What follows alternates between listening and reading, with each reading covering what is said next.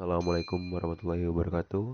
Kami dari kelompok 4 ingin mempresentasikan materi pandangan sosial kognitif tentang belajar dengan mata kuliah Psikologi, Pendidikan, dan Pembelajaran.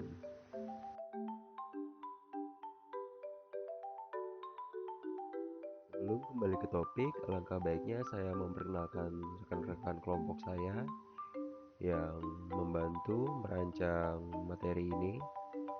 Yang pertama ada Bagus Kristianto, kedua ada Gabriela Amanda Kurniasi, ketiga ada Robi Hilman Alivia, yang keempat ada Alvia Nurul Aini, yang kelima saya sendiri Sabilillah, dan yang terakhir ada Faikar Rifki Ada.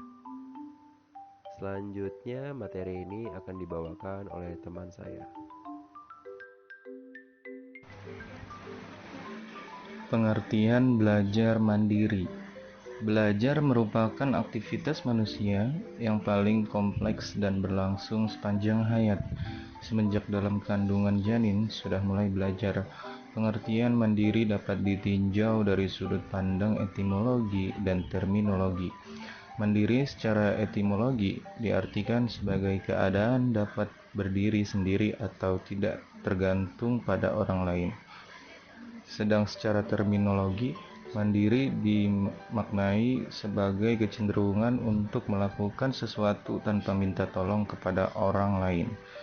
Belajar mandiri dalam pengertian self-regulated learning merupakan bagian dari teori pembelajaran kognitif yang menyatakan bahwa perilaku, motivasi, dan aspek lingkungan belajar mempengaruhi prestasi seorang siswa. Self-regulated learning adalah sebuah situasi belajar di mana siswa memiliki kontrol terhadap proses pembelajaran tersebut melalui pengetahuan dan penerapan strategi yang sesuai, pemahaman terhadap tugas-tugasnya, penguatan dalam pengambilan keputusan, dan motivasi belajar. Mahasiswa yang telah mampu melakukan self-regulated learning akan tercermin dari kemampuan mereka berpartisipasi aktif dalam pembelajaran, baik dari segi metakognitif, motivasi, dan kesungguhan perilaku dalam pencapaian tujuan belajar mandiri. Belajar mandiri bukan dalam artian sebatas belajar sendiri tanpa belajar. Belajar mandiri dapat dilakukan secara sendiri di rumah maupun berkelompok di sekolah. Hal yang lebih esensial dari belajar mandiri adalah pada kehendak dan motivasi siswa dalam melakukan pembelajaran. Belajar dilakukan karena dorongan individu yang berkehendak dan termotivasi untuk belajar. Ciri-ciri pembelajaran diri yaitu adanya inisiatif atau dorongan internal, menetapkan tujuan, aktif dan kreatif mencari sumber belajar, dan juga sadar siapa dirinya atau pengenalan diri.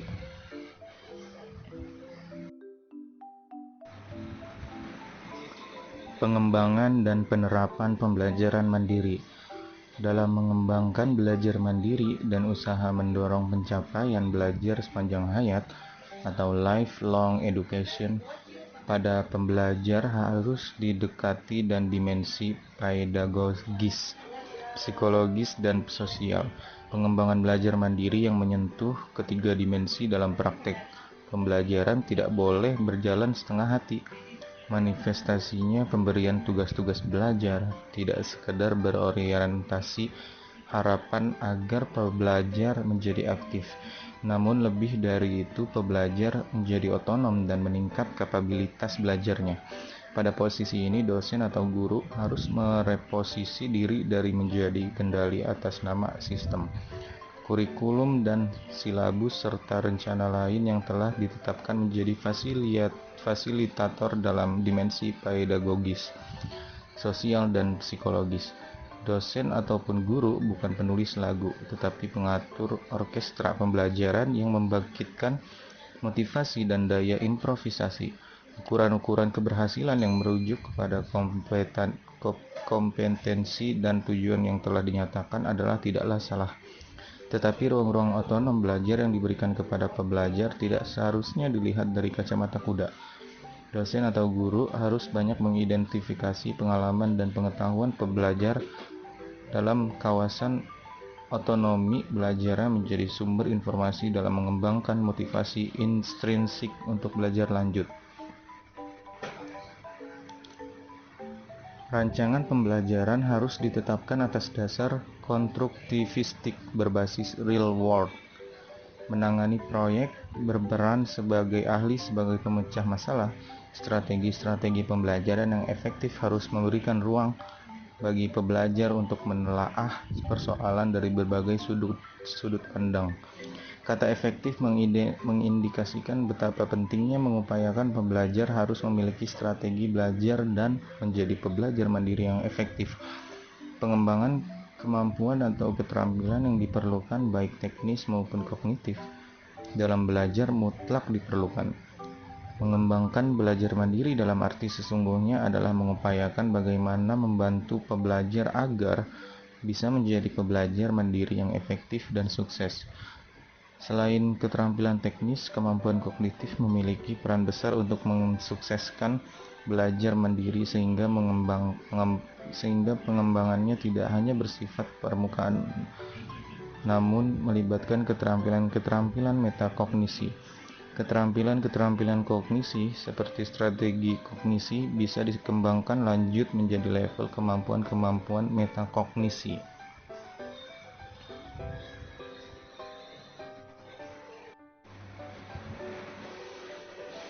Keterampilan dalam belajar mandiri. Belajar mandiri sebenarnya memuat 3 konsep utama, yaitu belajar bebas atau independent learning, di mana pembelajar membuat keputusan tentang tujuan, isi, usaha-usaha, waktu, evaluasi, dan sebagainya.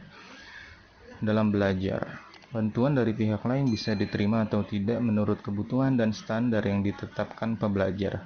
Konsep kedua adalah adanya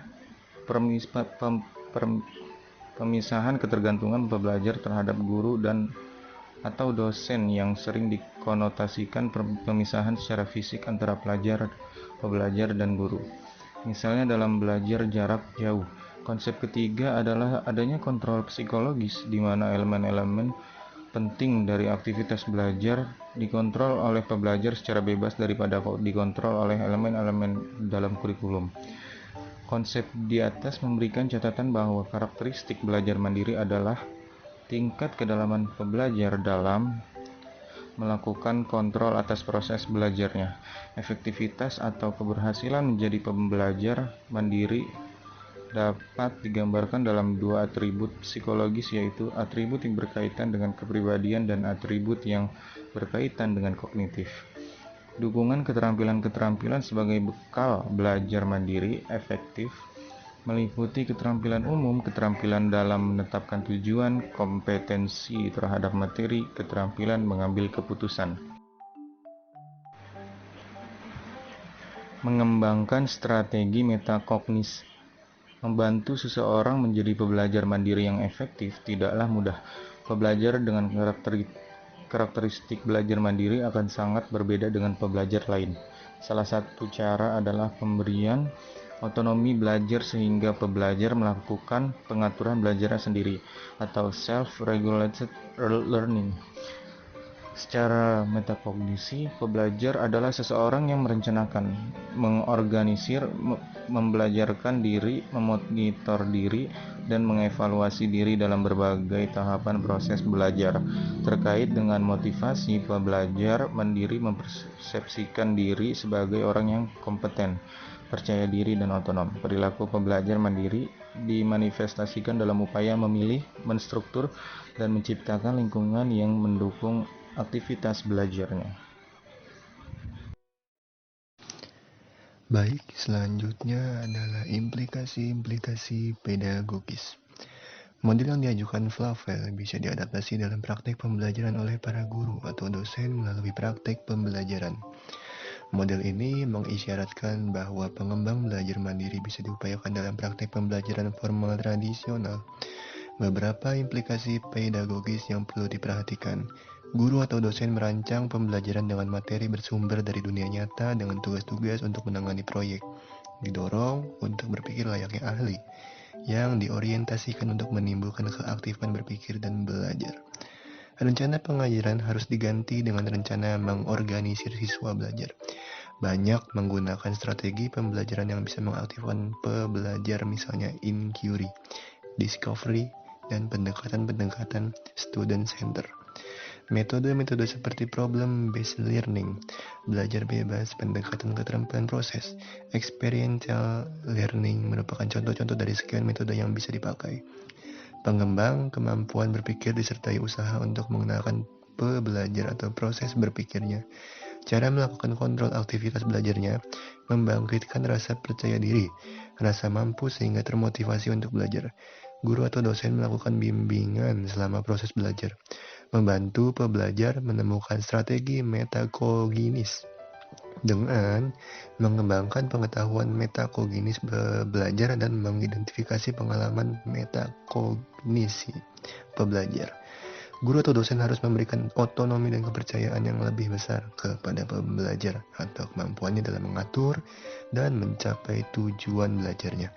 Guru atau dosen sebaiknya mengadakan perhatian kepada pengembang keterampilan-keterampilan yang diperlukan dalam belajar mandiri, bukan ditetapkan sebagai dampak pengiring saja.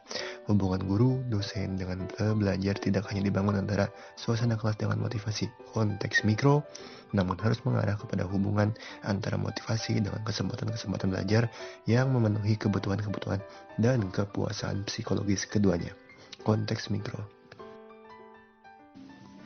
Para pendidik, pemerhati pendidikan, dan pelatih yang tertarik akan potensi belajar mandiri harus memiliki keyakinan bahwa pengembang belajar mandiri berpotensi mendukung kesuksesan belajar seseorang. Upaya pengembangan belajar mandiri dalam praktek pembelajaran masih harus berhadapan dengan sistem pendidikan, sistem kepercayaan, dan nilai yang dianut guru dan dosen. Kultur akademik selain hambatan-hambatan bersifat personal, personality traits, hambatan personal seperti rasa percaya diri, motivasi berprestasi, dan dorongan dari dalam masih merupakan tantangan besar bagi pengembangan belajar mandiri. Belajar mandiri harus diyakini sebagai sistem belajar yang dapat memenuhi kebutuhan-kebutuhan psikologis, baik guru atau dosen maupun pelajar. Untuk bisa mengatasi pengembangan belajar mandiri terlebih dahulu harus membongkar personality traits yang ada pada diri guru atau dosen. Pengertian penguatan diri sendiri. Penguatan reinforcement mengandung makna menambahkan kekuatan pada sesuatu yang dianggap belum begitu kuat. Makna tersebut ditujukan kepada tingkah laku individu yang perlu diperkuat. Diperkuat artinya dimantapkan. Diperseling, kemunculannya tidak hilang-hilang timbul, tidak sekali muncul, sekian banyak yang tenggelam. Pada proses pendidikan yang berorientasi pengubahan tingkah laku, tujuan utama yang hendak dicapai dalam proses pembelajaran adalah terjadinya tingkah laku yang baik. Tingkah laku yang diterima sesering mungkin sesuai dengan kegunaan kemunculannya. Penguatan adalah respon terhadap suatu tingkah laku positif yang dapat meningkatkan kemungkinan berulangnya kembali tingkah laku. Reinforcement ini artinya sebagai setiap konsekuensi atau dampak tingkah laku atau dampak tingkah laku yang memperkuat tingkah laku tertentu. Penguatan adalah respon positif dalam pembelajaran yang diberikan guru terhadap perilaku peserta didik yang positif dengan tujuan mempertahankan dan meningkatkan perilaku tersebut.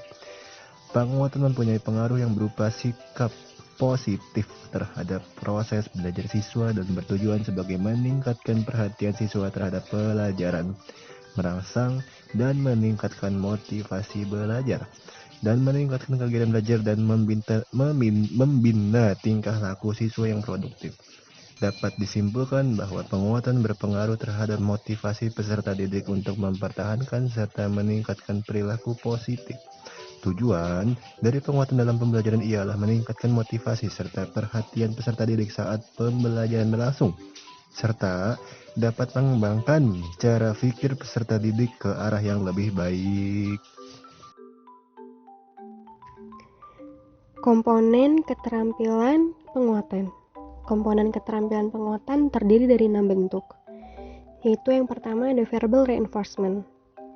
Itu merupakan tanggapan guru yang berupa kata-kata pujian, dukungan, dan pengakuan dapat digunakan untuk memberikan penguatan atas kinerja peserta didik. Peserta didik yang telah mendapatkan penguatan akan merasa bangga dan termotivasi untuk meningkatkan kembali prestasi belajarnya. Penguatan verbal dapat dinyatakan dalam dua bentuk, yakni melalui kata-kata dan melalui kalimat. Yang kedua, ada gestural reinforcement, yaitu merupakan penguatan yang diberikan oleh guru melalui gerak tubuh atau mimik muka yang memberi kesan baik pada peserta didik. Penguatan mimik dan gerakan badan dapat berupa senyuman, anggukan kepala, acungan jempol, tepuk tangan, dan lainnya. Seringkali diikuti dengan penguatan verbal, misal guru mengatakan bagus sambil menganggukkan kepala. Yang ketiga, proximity reinforcement, yaitu beberapa perilaku yang dapat dilakukan guru dalam memberikan penguatan ini antara lain adalah berdiri di samping siswa, berjalan menuju siswa, duduk dekat dengan seorang siswa atau kelompok siswa, berjalan di sisi siswa, dan sebagainya. Penguatan dengan cara mendekati dapat dilakukan ketika peserta didik menjawab pertanyaan, berdiskusi, atau bertanya. Yang ketiga, ada contact reinforcement, yaitu merupakan penguatan yang dilakukan guru melalui kontak terhadap siswa, seperti dengan cara berjabat tangan, menepuk bahu, dan mengangkat tangan peserta didik ketika menang lomba yang semuanya ditujukan untuk penghargaan penampilan, tingkah laku, atau kerja siswa. Yang keempat, activity reinforcement, yaitu merupakan penguatan yang dapat membangkitkan sikap aktif siswa, seperti memberikan bahan pembelajaran, memimpin permainan dalam pembelajaran, dan membantu siswa dalam menggunakan media pembelajaran. Yang terakhir, token reinforcement, yaitu merupakan penguatan yang dilakukan oleh guru dalam memberikan penghargaan kepada siswa atas hasil atau aktivitas belajar siswa yang sesuai dengan apa yang diharapkan. Misalnya dengan memberikan hadiah, bintang komentar tertulis pada buku pelajaran, nama kehormatan, dan lain sebagainya dengan harapan agar aktivitas belajar siswa yang baik itu dapat terulang kembali secara kontinu dan meningkatkannya agar lebih baik lagi serta dapat memberikan motivasi kepada siswa yang lain untuk mendapatkan perlakuan yang sama.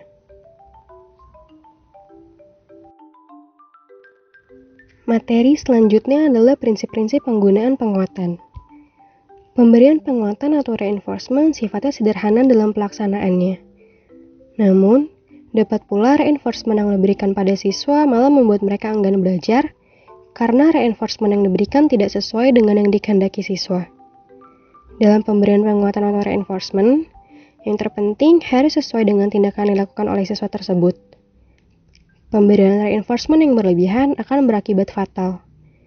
Maka dari itu, guru harus memperhatikan prinsip-prinsip dalam pemberian penguatan atau reinforcement. Prinsip-prinsip penggunaan penguatan ada 4, yaitu yang pertama, penguat pada pribadi tertentu. Penguat harus ditujukan kepada siswa tertentu. Oleh karena itu, pandangan guru harus tegas diarahkan kepada anak yang memperoleh penguatan serta diusahakan menyebutkan nama anak yang mendapatkan penguatan serta memandangnya. Yang kedua, penguatan kepada kelompok. Penguatan dapat juga diberikan kepada sekelompok siswa, misalnya jika suatu tugas telah diselesaikan dengan baik oleh satu kelas, guru dapat mengizinkan kelas tersebut untuk bermain basket yang memang kegemaran mereka. Ketiga, penguatan yang tidak penuh. Prinsip dalam penguatan tidak penuh adalah pengakuan guru atas sebagian jawaban yang salah. Sering terjadi jawaban yang diberikan anak di atas pertanyaan guru sedikit mengandung kebenaran. Untuk itu, penguatan yang digunakan tentu penguatan tidak penuh. Teknik ini dapat dilakukan dengan mengatakan, jawabanmu ada benarnya, dan lebih sempurna dirinci secara sistematis. Tentang bagaimana teknik mengatakan tergantung konteks dan keadaan jawaban anak. Yang terakhir, variasi penggunaan. Penggunaan kata yang monoton dapat menjadi bahan tertawaan anak. Bahkan anak-anak ikut serta memberikan penguatan apabila teman lain menjawab dengan benar. Untuk menghindari lunturnya makna penguatan dan memungkinkan menjadi bahan tertawaan anak, guru dapat memvariasikan penggunaannya.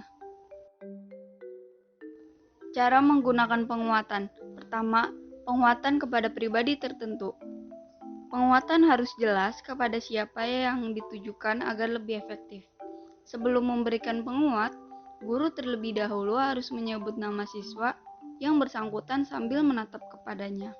Kedua, penggunaan kepada kelompok.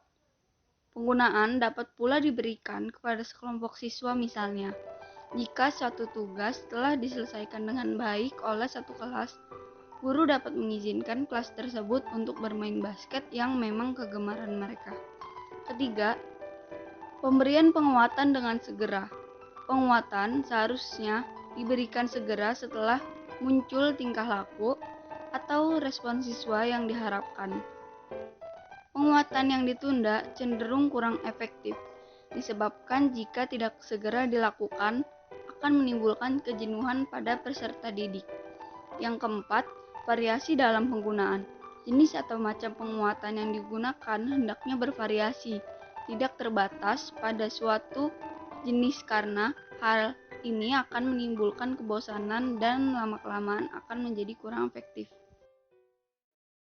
Kekuatan dan keterbatasan pandangan behavioral. Behavioral adalah suatu pandangan ilmiah tentang tingkah laku manusia. Tingkah laku yang dimaksud adalah perbuatan yang ditampilkan oleh individu. Tujuan dari pendekatan behavioral adalah untuk memodifikasi tingkah laku yang tidak diinginkan, sehingga menekankan pada pembiasaan tingkah laku positif. Pada pendekatan behavioral dikenal reinforcement dan punishment. Tingkah laku adaptif yang tampak diberi penguatan, yaitu memberikan penguatan yang menyenangkan setelah tingkah laku yang diinginkan ditampilkan bertujuan agar tingkah laku itu cenderung akan diulangi, meningkat, dan menetap di masa akan mendatang. Sementara tingkah laku maladaptif akan diberikan punishment yang bertujuan agar tingkah laku tersebut tidak terulang di masa akan datang. Efektivitas konseling behavioral dalam melakukan modifikasi tingkah laku ternyata mengabaikan beberapa hal yang sangat penting, yaitu otonomi diri konseli dan pemahaman diri yang utuh dari konseli. Konseling behavioral dalam prosesnya mengharuskan konselor berperan aktif dalam mengarahkan konseling. Oleh sebab itu, proses konseling yang terjadi cenderung tidak memandirikan konseling. Selain itu, konseling behavioral juga tidak melibatkan pemahaman diri ke dalam prosesnya, sehingga terdapat kemungkinan konseling yang menjalani konseling dengan pendekatan ini tidak benar-benar memahami alasan perubahan tingkah laku dirinya. Pendekatan ini sangat berfokus pada tingkah laku yang nampak dan mengabaikan faktor-faktor intrinsik seperti motivasi, perasaan, dan lain sebagainya dalam sebuah proses konseling. Ini adalah daftar pustaka, sumber atau referensi dari materi yang kami rancang yang sudah kami presentasikan sebelumnya.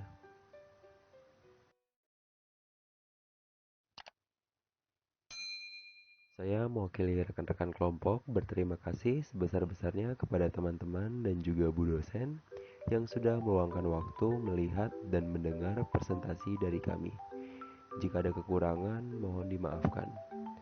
Wabillahi taufiq wal hidayah. Wassalamualaikum warahmatullahi wabarakatuh.